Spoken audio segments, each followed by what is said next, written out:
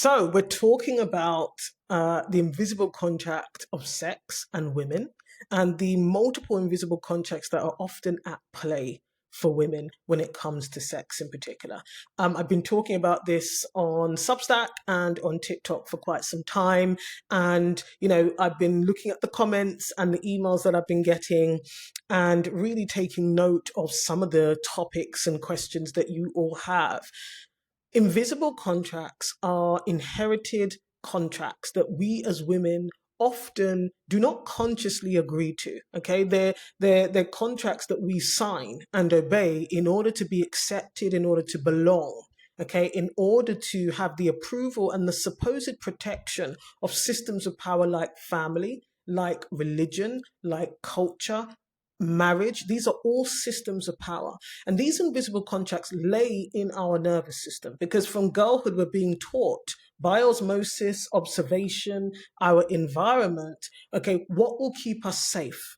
And actually, what might result in punishment. And so we build a fear, of course, okay, of breaking these rules, breaking the contract, because we don't want to be punished. We do not want to be ostracized. We don't want to be left out. We do not want to be judged. But sex is one of the areas, okay, that you find that women are the most controlled and contained because we are simply trying to fit in, whether it is with other women or indeed we want to be accepted and selected and chosen by men. And I find it's one of the topics that, funny enough, I get the most private emails and DMs about whenever I talk about this online. And I get it because it's such an intimate, important part of human sexuality. Human sexuality is what it is. But actually, we're living in times where women do want to explore their sexuality. They at least want to own it, whether it's in marriage or not. And before I get into today's topic about pleasure specifically as an invisible contract when it comes to women and sex, I do a lot of reading, obviously, and I do enjoy watching content that I disagree with because it does sharpen your thinking. But I also like to understand exactly where people are coming from. And I came across quite a few times a female British feminist who is a writer who's talked about hookup culture and casual sex quite a bit, and the negative impact she believes and perceives it has had on young women. And I find it really interesting because she's not the only one. There are a number of other women in particular who talk about this and often link it to a decline in society, as contributing to the decline in mental health, self-esteem, the increase in anxiety and poor body image in young women. And I find it very interesting. Now, always remember when we're having these conversations that I enjoy observing and naming patterns and the nuances. That's what an invisible contract is. There's often a difference between what we're taught and what's on the packet and what the lived reality and experience is for us as women. And that difference, that gap is where these invisible contracts sit. And so what I find interesting in all of these conversations that people are often having around casual sex, hookup culture, as it's called, and the negative impact apparently it's having on women. One, they never talk about the negative impact it has on men. We never talk about promiscuity in men, by the way, and the impact that has on a man's consciousness, a man's behavior, a man's habits. And his character. We never talk about it as a reflection of his character. And yes, we all know that this double standard exists, but that does not make it okay. Okay. And there are very real, if you want to go down the road of talking about, sometimes they'll bring up studies like, people who've had multiple partners find it more difficult to be attached to one partner. And apparently rates of divorce are higher for people who've had multiple partners. Yada, yada, yada. Now, I'm not dismissing any of these things, but I do think that quite often we need to look at these things in the round. And as I say, we're usually only ever condemning and looking at women in this equation and not the men. Because, by the way, women aren't sleeping by themselves. If they're heterosexual, of course, they're sleeping with men. So anyway, what I think is really interesting about lots of these schools of thoughts about casual sex, hookup sex, and the fact that, women should really be seeking relationships whereby, you're in a committed relationship. And ideally, what we are really being encouraged to do is marry. Okay. Ideally, it's to have no partners before marriage or very few before marriage. What I find interesting is that often pleasure is not being discussed at all.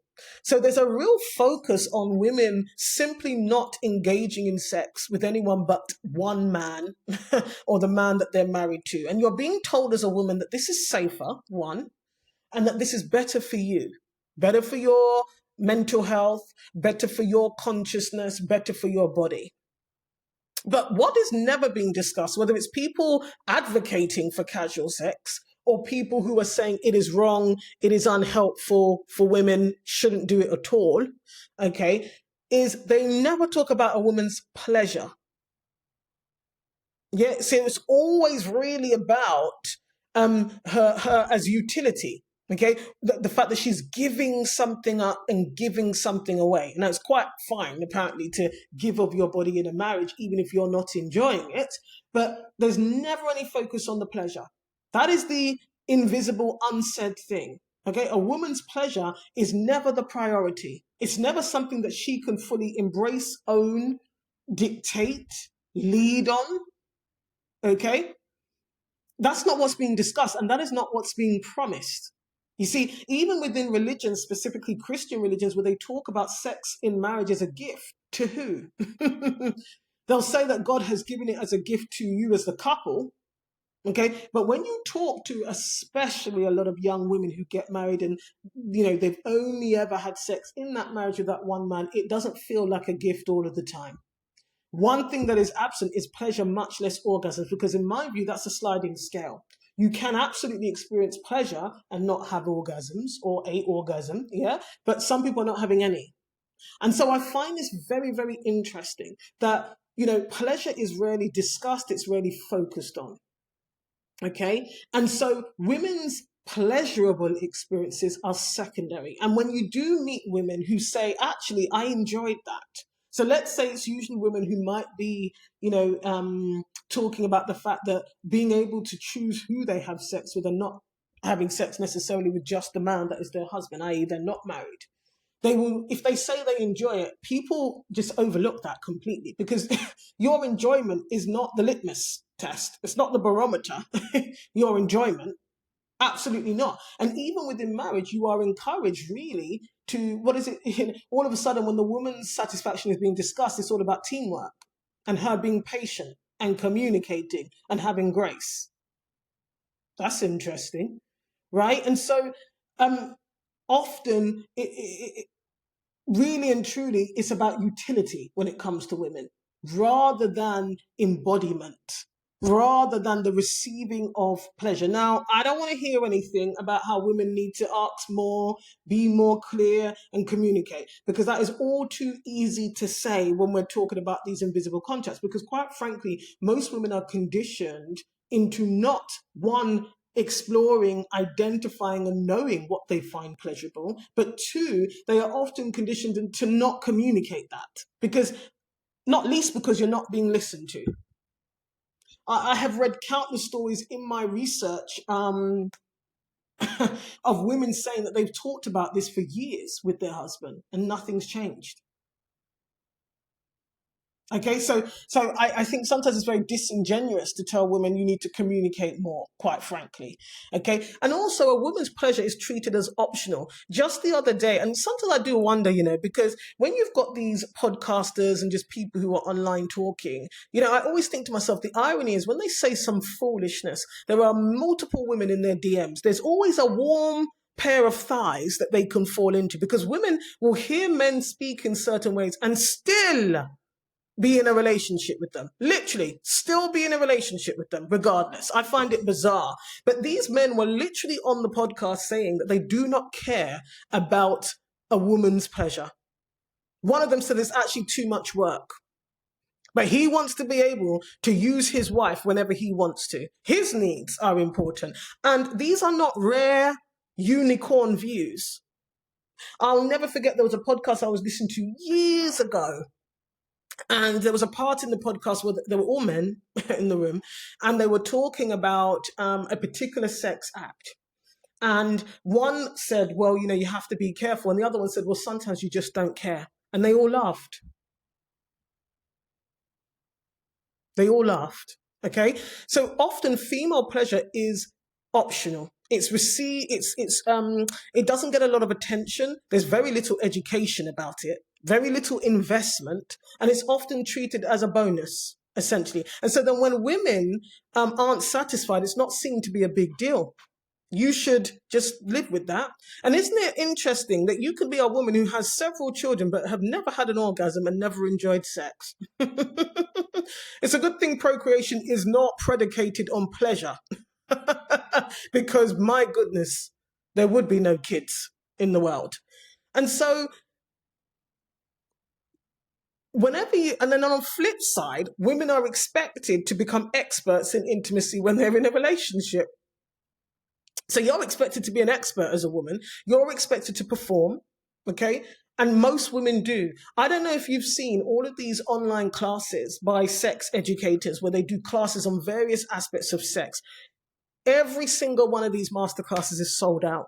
Every single one. And when they're full of women, I don't think I've ever, actually that's a lie, I have seen one masterclass or program for men in my time of doing the research on this. I did see one where it's a man who is teaching other men. Okay. They're very rare though. And you can tell, one of them in particular is one of the most prolific ones on Instagram. His audience is largely female. Okay, so the ratio, I'd be interested in the ratio of conversion in terms of men actually buying the course. Because when women are selling to other women about sex education, sold out, sold out, sold out, sold out. I'll never forget, I used to run a women in sex community, and it was a community where women got together to learn about sex. And I remember that when I was doing some research about how sex is viewed in different parts of the world, one of the things I came across was the fact that when they said in Africa, for example, there's a high Google search term for how to keep a husband, but the subtext is how to keep the husband sexually satisfied. But for those women, that was in their mind, that was the solution to being able to keep their husband. So women and girls are socialized very differently to men around sex and its utility. You are the utility as the woman, okay, number one. And number two, you're doing it to keep the husband. So, of course, remember, you're not meant to have sex before marriage if you're following the rules. But when you're in the marriage, now you need to be an expert. Now you need to be ever available and focused on keeping him satisfied, lest he leave you or just cheat on you, right? And so women are expected to buy the books, attend the workshops, right? Consume the education, and then carry all of the mental stuff around that as well. You're responsible for the relationship quality, and women are using sex to keep the relationship calm, right? I know when I was growing up in that religion, sometimes when women were talking around me, their suggestion was, well, are you having enough sex with him? And bear in mind, women are doing the things, they're waxing every nether region I mean, you know, they're waxing all their giblets. You're wearing underwear. You're doing all these things. And he's just turning up with his long hands. What's he waxing? What's he prepping in advance? He's just turning up. Just turning up. So you see this difference, okay, even in terms of sexual intelligence, intimacy education. There's an asymmetry in the fact that women lean all the way in because they want to please their partner, their husband, whomever, and they see that as a part of the bloodline of the relationship. Whereas when you hear men commonly talking, they're talking about the sexual availability, not the quality of the sex. And this is what I mean. With all of these different, agencies and people speaking about sex and women, pleasure is rarely discussed. And when it is discussed by people, whether they're sex educators, etc., who people want to ignore.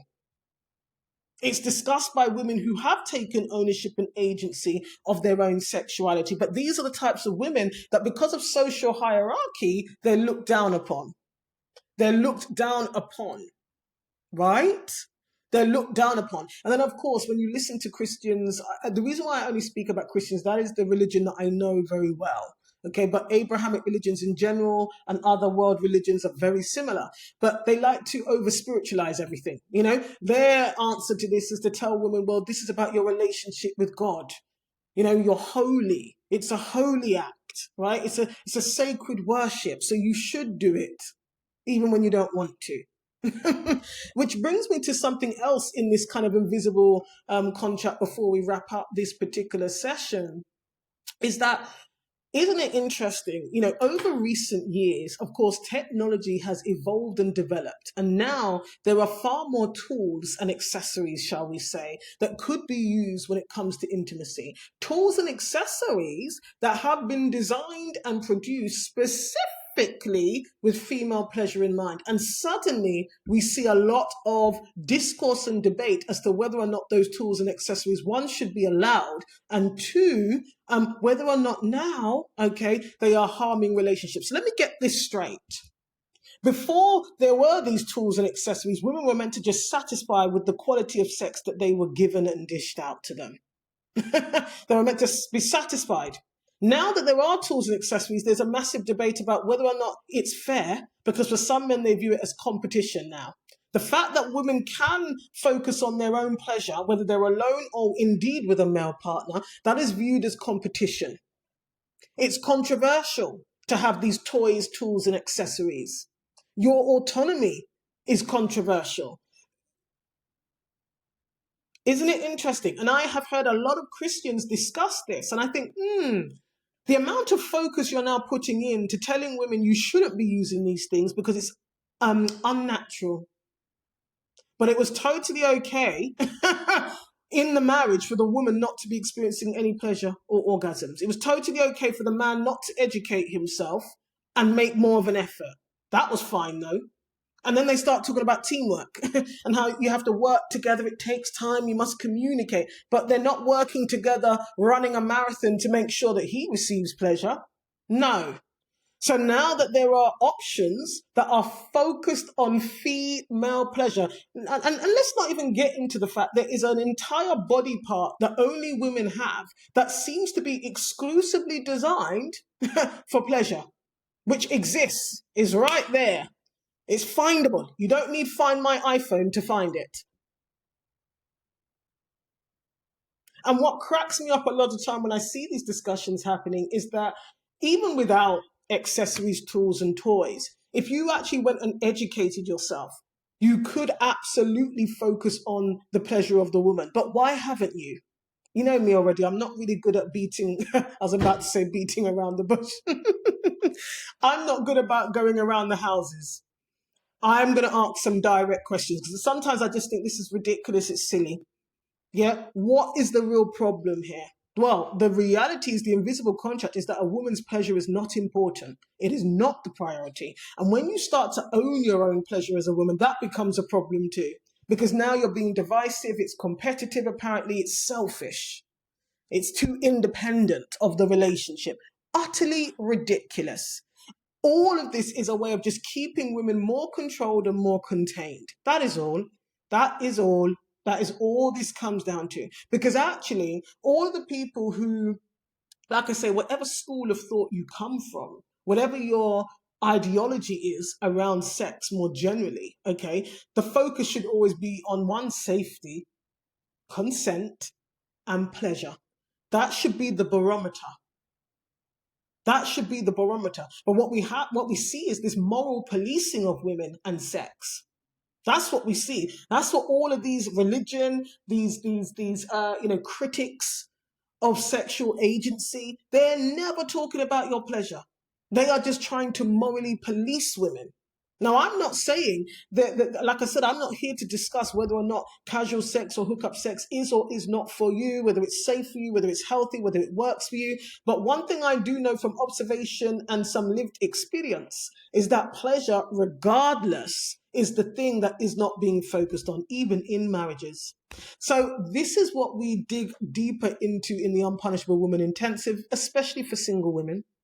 Obviously, these are spaces that we cultivate where this can really be dug into. What invisible contracts are there at play around sex in our lives, whether you're having it or not? I always say this, okay? Whether you're having it or not, it is often it is connected to our identity ultimately. We're human beings, and sexuality is a part of being a human being.